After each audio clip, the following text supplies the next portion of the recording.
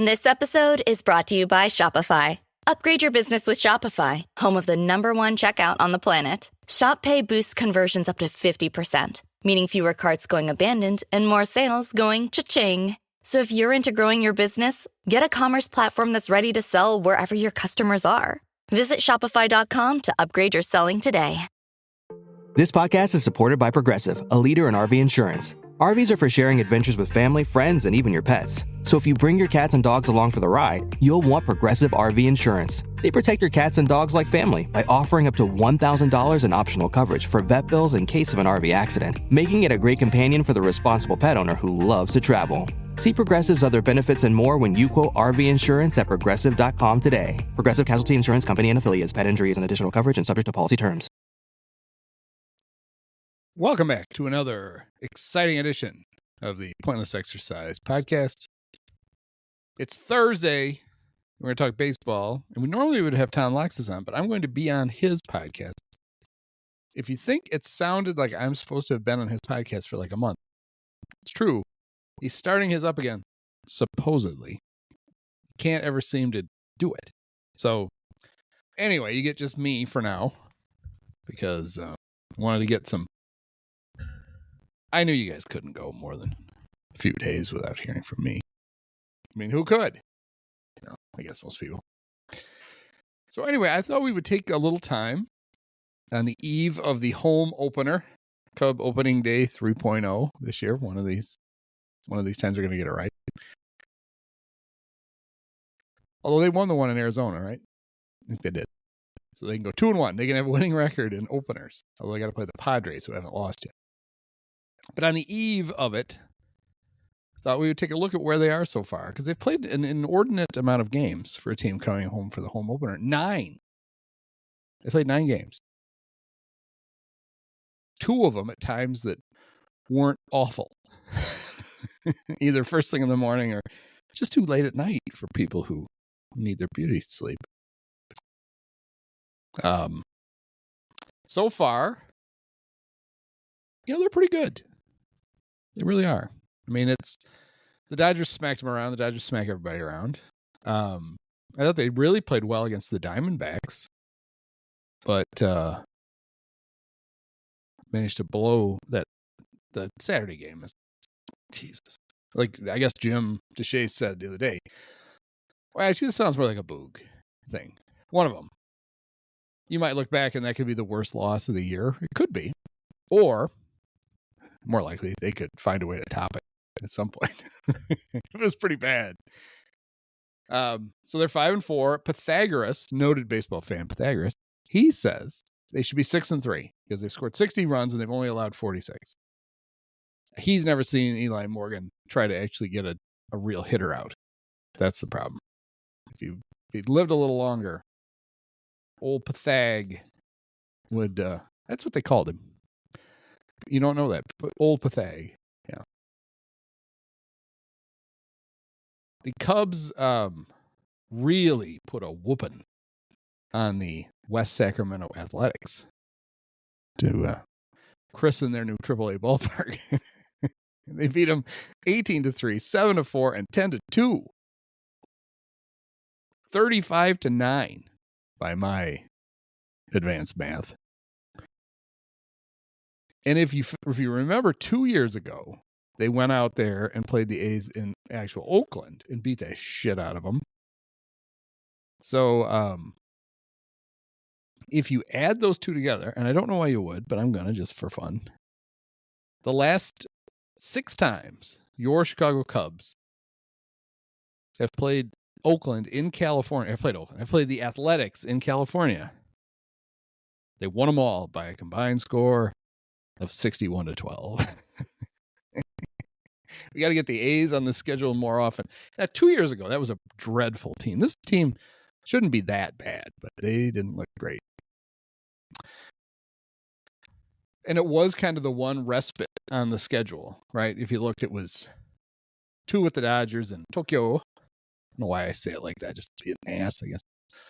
4 against the D-Bags in Arizona, and 3 against the mighty Sacramentians.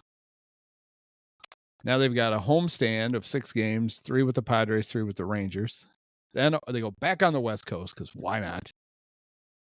3 with the Dodgers, 3 with the Padres.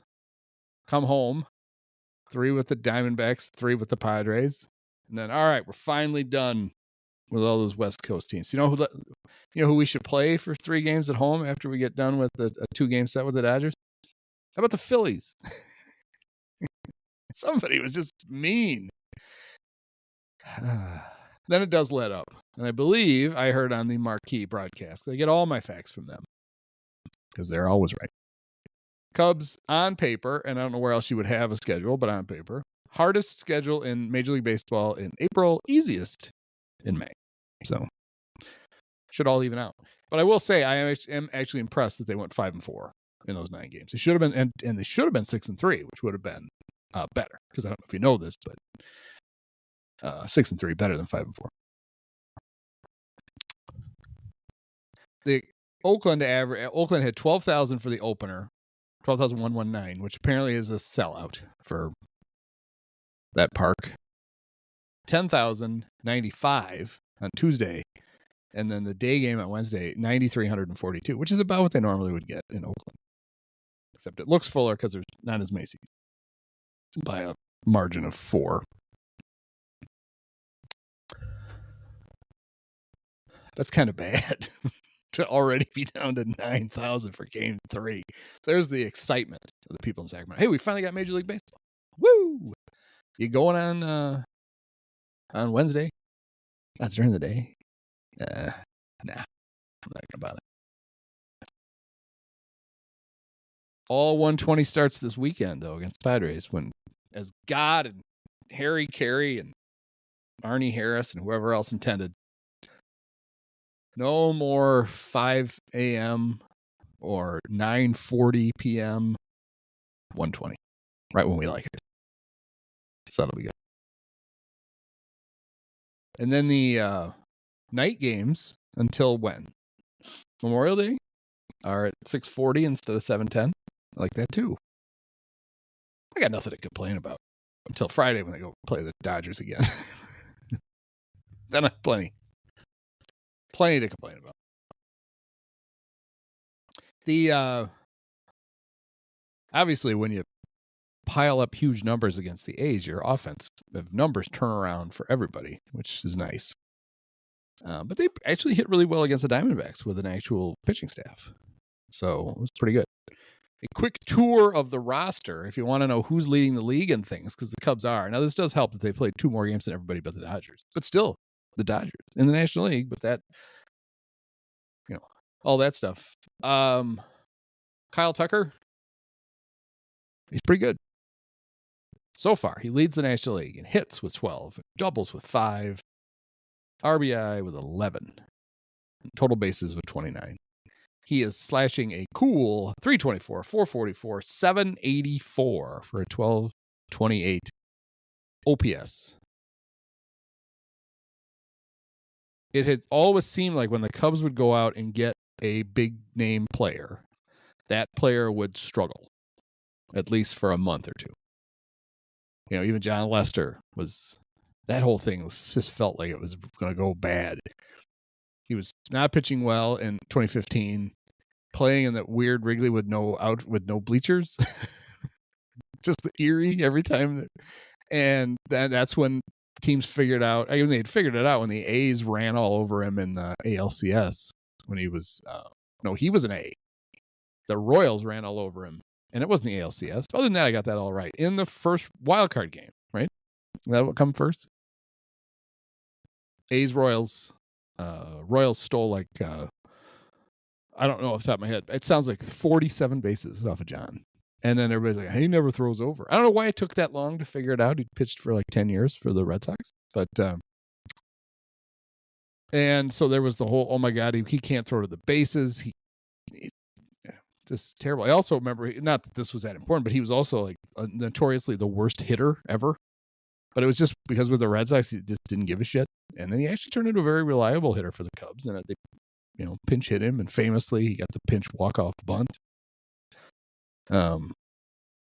There's a good one of those Cub breakdown things. They did one with John talking about that. And he and Arrieta were both in the dugout getting ready to hit, and Joe called on him, and John is like, "Why the fuck am I? Why am I the one?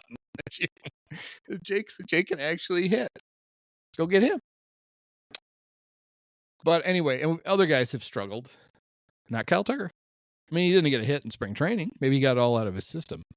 But yeah, they turned the lights on for real, and he's a really good player. And I mean, yes, it is always with a little tinge of, oh, they're not going to re-sign him, are they? When you see him do cool stuff. But we don't know that. We kind of know it, but we could delude ourselves into believing that we're going to get more than a year of this. Other guy leading the league in a couple of categories, 3 actually, if you count at bats as a feat.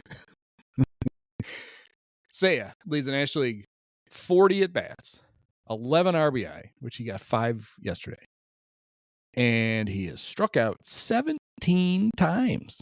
What the Jesus, Seiya? What the? He finally started to come around. He was really struggling there for a while. The locker rooms. So at that park, Sutter Health Park or whatever it's called. Excuse me, Bruce Sutter. They should call it Sutter just because it's more of a baseball name.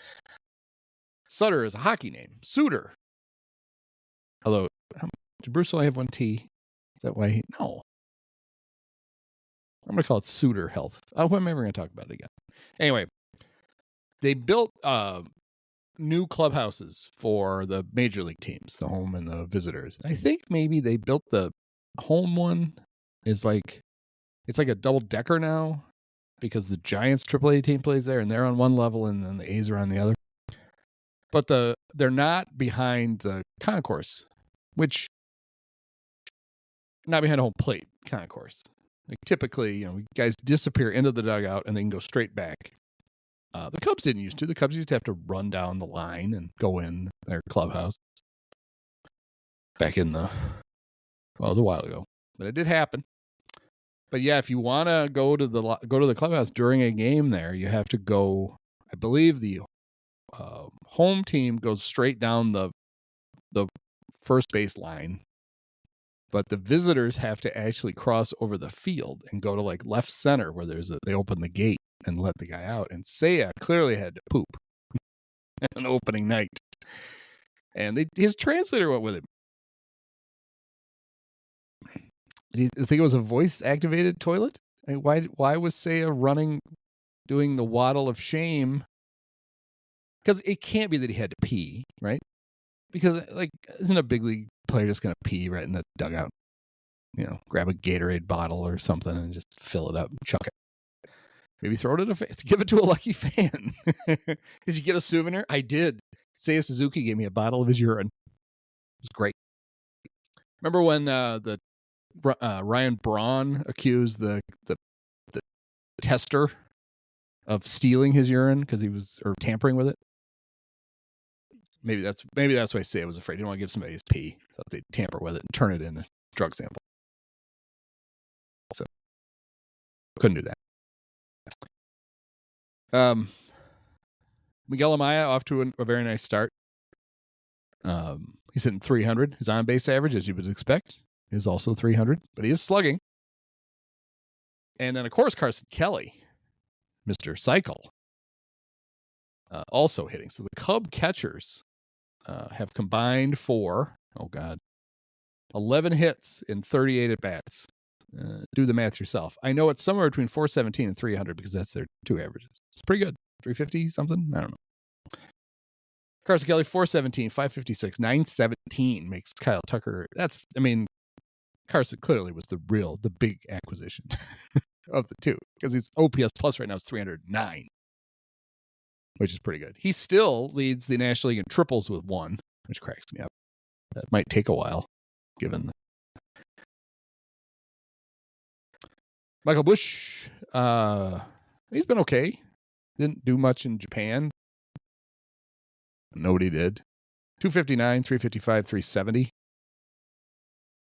He's just kind of a guy, though, I think. I know we're supposed to get all excited about him. I like him. He's fine. I don't, I can't believe Michael Busch is on the team. But the fact he's the cleanup hitter really annoys me. Not because I think cleanup is like this huge spot, like we did when we were kids, and everybody, we're gonna bet cleanup. Because I like the idea, of course, was always the first three guys will get on, and I'll just hit a grand slam. Yes, that's why you batted the guy fourth, just because of that. But it just shows that the Cubs lineup is a little lacking in the middle because he's hitting there. Nico has cranked up the torpedo bat, though. And after a slow start, he's only played 6 games. I mean, what was the slow start? 2 games? 333, 407. And Nico, all was a slugger, slugging 333. It's all singles. I'll have 3 stolen bases already, though. He's got more than Pete. Pick it up, Pete. The reason for Pete not stealing more is he's hitting 200 with a 282 on base and a 286 slug. He is hitting into some tough luck, though. Like his bats have not been terrible. I think he's going to be fine. He struck out 9 times in 35 at bats, which is too many. But hell, Ian Happ has struck out 10 times in 38 at bats. And I just said Seiya has struck out almost half of his at bats, 17 out of 40. That's the thing. Pick it up, guys. We don't need to lead the league in strikeouts. The pitching staff used to for years, and the hitters. It's a good combo. But yeah, it's nice to have Nico back. He made a few really nice plays defensively, and I like how they were like, "Well, we're going to rest. We're going to have to give him some forced days of rest." But then when Craig treating the ends of these blowouts like they were spring training games, I heard somebody going, "How come Nico didn't go play some shortstop? He needs some time there." It's like, we were just saying that he probably shouldn't be playing second every day for a while he gets over his surgery. Cub fans are the dumbest. Dansby Swanson, 2 homers already. That's good because he's only got 6 other hits. 222, 282, 472. So he's slugging for once as a Cub. Where were all these homers we were promised? Because didn't he average 25 homers his last 3 years with the Barbs? Came over and I'm good. Don't need to hit any more of those. Great defense, as we've come accustomed to. That play to save the second game in Arizona was a great play. About as good as you're going to ever see a guy make. Just he knew everything that was happening all at once. He charged in on that ball, knew he didn't have a chance to get the guy at first. It was Carroll, right? I think it was. It was somebody fast. Wasn't going to get him. And had a sneaking suspicion, and he was right, that the Garrett Hampson, the pinch runner for the Diamondbacks, was going to take a big turn at third to see if Dansby threw to first, he might give him the option to try to score. Only Dansby didn't throw the ball. And not only did Dansby not throw it, Dansby immediately started running at him because he kind of figured that was going to happen. It was a great play. Dansby's a good player. He's just not he's not going to provide a lot of offense, I don't think, ever. But he's got a torpedo bat too, so that'll fix everything. The Hepper. Dazzling us with leadoff excellence. 184, 304, 289. What if he's just not good? Do we ever worry about that? I mean, I do. I know. It's 9 games. He's got a track record of being a slightly above average big leaguer with a pretty good on base average. He's in the right spot. So it doesn't bother me as much because Craig knows where to put him. My big beef with Ian was really more with Ross when Ross was hitting him third because Ian wants to be a third hitter. I don't give a shit what he wants. I don't care if he wants to be Pope. Well, actually, that might not be a bad line of work for him. If you're not going to hit like a third hitter, you don't get to hit third. So the only thing he's doing right now is getting on base, and not that great, 304, but it is higher than both his slugging and his batting average. So good job, Ian. He's hit a homer. He's got 5 RBIs.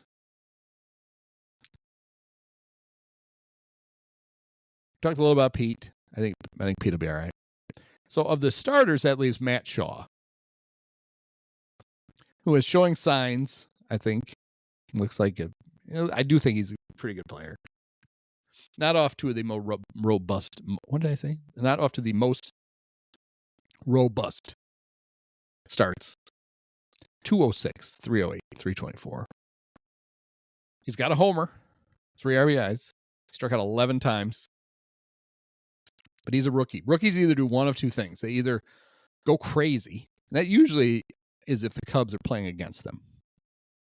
Remember, what was Aristides Aquino? Was that his name? It doesn't seem right. For the Reds, who the Cubs just, he did to them what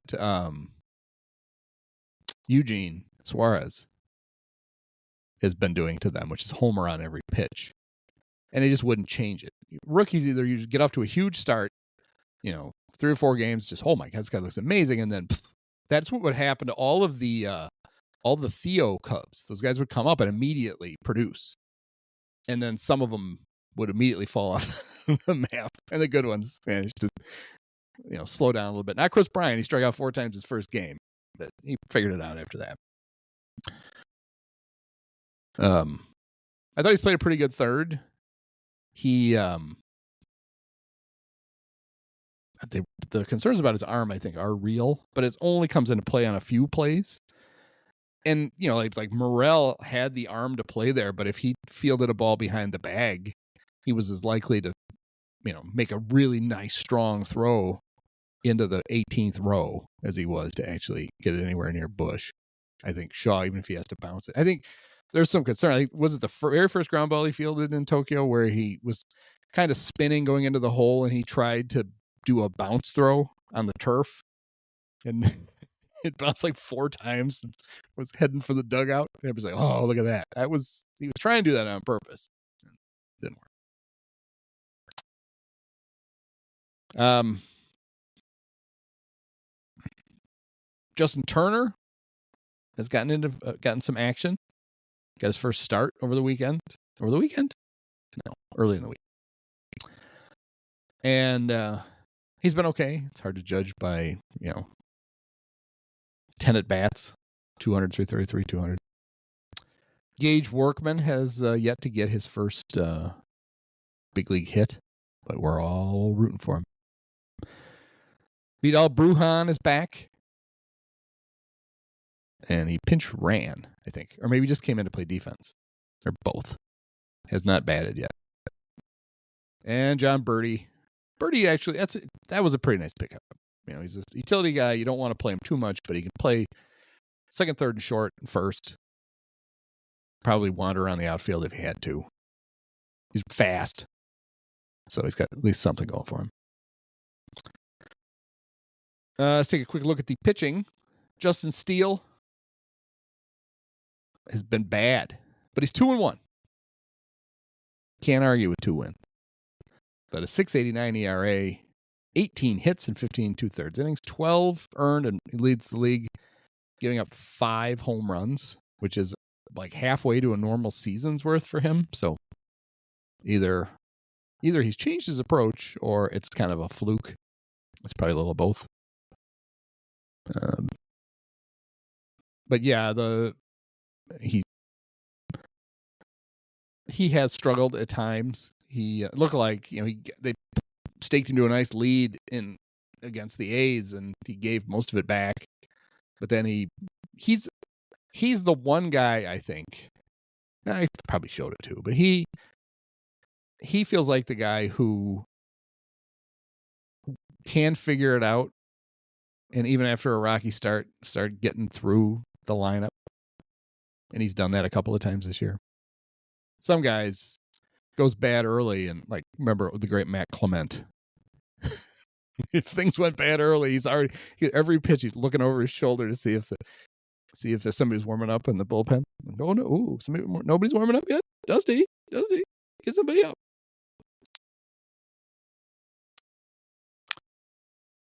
Shōta had a short start in Japan, just 4 innings, mostly pitch count. He was walking guys, which he doesn't do. He's walked 6 guys already in 2 games. That's not our Shōta.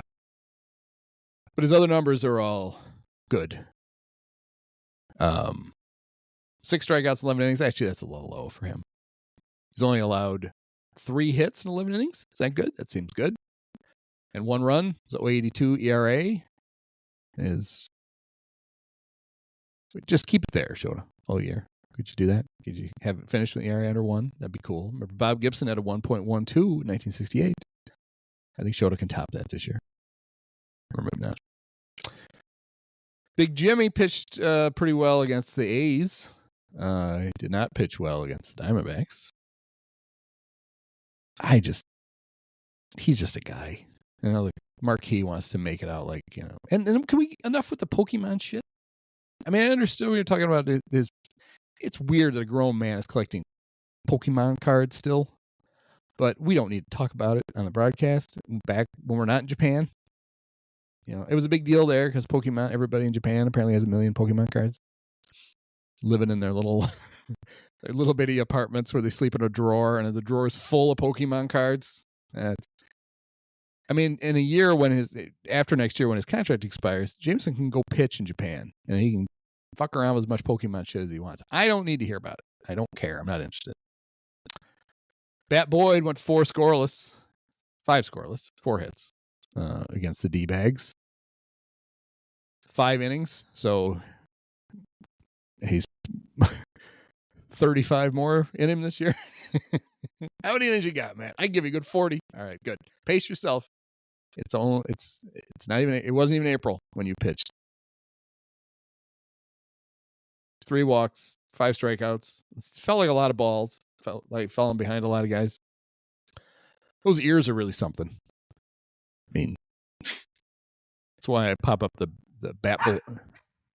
Well, plus his nickname, I guess, is Bat Boyd now because Jed told an actual kind of funny story about how he had come to sign his contract and he knew he was in the building, but he was busy doing something else, you know, high level president of baseball operations stuff. And his secretary, somebody knocked on the door, and he thought she said, "Do you want to meet the Bat Boy?" And he's like, "We have a Bat Boy in the middle of the winter? Okay, fine." I realized she said, "Do you want to meet Matt Boyd?" And the big ears, he looks like the old Weekly World News Bat Boy. So I put a hat on that Bat Boy, and I can flash that up. I want to go to a game at Wrigley, and we'll put one up for every strikeout. I'll bring 3. And we'll be set. The other starter, Ben Brown, and his majestic mullet. He was fine in the start. He had that rough relief appearance on opening day when it felt like opening day 1, when it felt like Craig forgot that he had a supersized bullpen and could have taken him out. I think Ben's pretty good, and I like that he's the 5th starter and they're not dicking around with some of these other guys. Although when you look at this bullpen, it's like Ben, you may end up going back to the bullpen, and that won't be your fault. Out of need. Ryan Brazier hurt already. More or less pride, I think. The Braves, who can't hit against anybody, they haven't won yet. But in that, he pitched against them in one of those 2 end of spring training games, and it was home run derby. They gave him the Nestor Cortez treatment, and so he's hurt. Sure he is. Jerry Merriweather, who couldn't come in to try to save the day on Saturday because Craig kept warming him up on Friday and didn't bring him in, and then warmed him up twice on Saturday and didn't bring him in. And it's like, all right, I guess we got to sit him now because we've basically thrown 400 pitches in the bullpen. That's not ideal. Nate Pearson, I feel like it's another one of these. How could the Blue Jays let this guy go? Well, I think you're seeing it. He did have flashes last year, and with the pants he's wearing, it looks like he's trying to flash us. I'm not a fan of the Eli Morgan and the 74-mile-an-hour fastball and the 42-mile-an-hour changeup, but he did have success with it last year in Cleveland, and Cleveland was so excited that he could repeat it that they gave him away to the Cubs for basically nothing. That's always a good sign. Caleb Thielbar had a 5.8 ERA last year for the Twins, and he's at 6.7 so far this year for the Cubs, so he's right on pace. Good job, Caleb. The lone lefty, 38-year-old. Great. Was Tony Fossis not available? We had to go stick with Caleb Thielbar.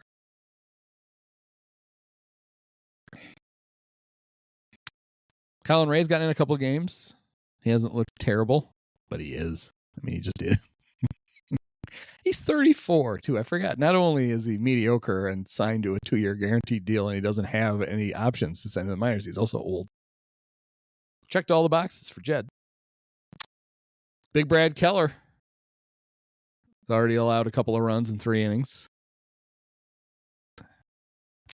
That's another guy that I'm sure it's possible, and I'd be fine to be proven wrong.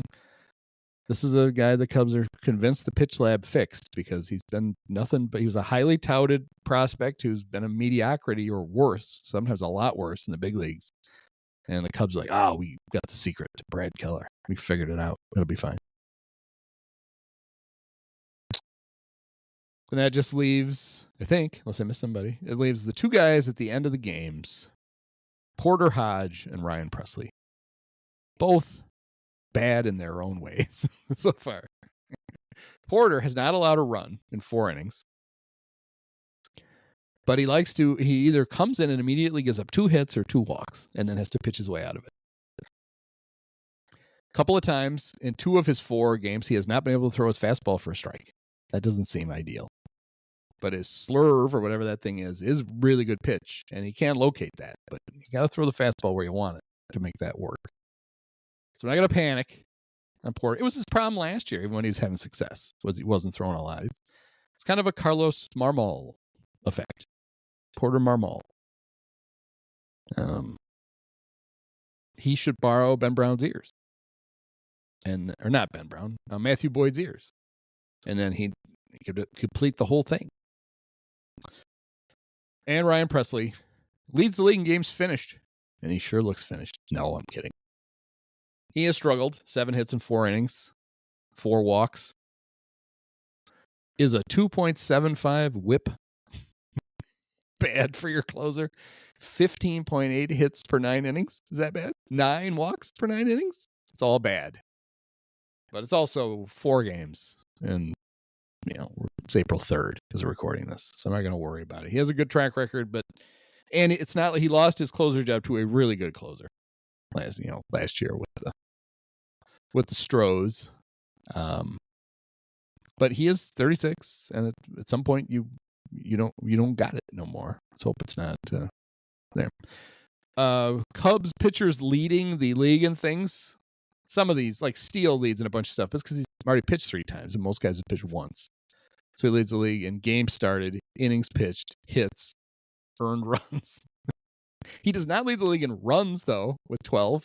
So somebody out there, and probably not a Dodger, has given up more than 12 runs, but 12 earned runs does lead, and 5 home runs, which I talked about. Shōta leads an ERA plus. It's 482. 100 is league average. That's our boy. And Presley leads the games finished with 4, and that's it. Pitching's got some stuff to figure out. They have a 5.13 team ERA. They are giving up more hits than innings pitched, 83 to 79.